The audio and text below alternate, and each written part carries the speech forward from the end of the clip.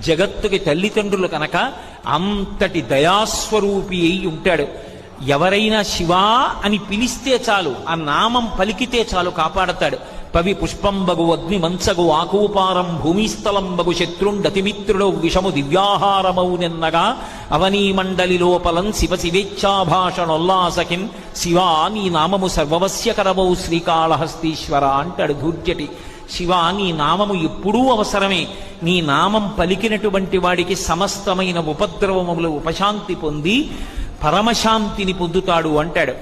జగత్తుకి తల్లిదండ్రులు కనుక అంతటి దయాస్వరూపి అయి ఉంటాడు. ఎవరైనా శివా అని పిలిస్తే చాలు, ఆ నామం పలికితే చాలు కాపాడతాడు. పవి పుష్పంబగు అగ్ని మంచగు ఆకూపారం భూమిస్థలంబగు శత్రుండతిమిత్రుడు విషము దివ్యాహారమౌ నిన్నగా అవనీ మండలి లోపలం శివ శివేచ్ఛాభాషణొల్లాసకిన్ శివా నీ నామము సర్వవస్యకరమౌ శ్రీకాళహస్తీశ్వర అంటాడు ధూర్జటి. శివ నీ నామము ఎప్పుడూ అవసరమే.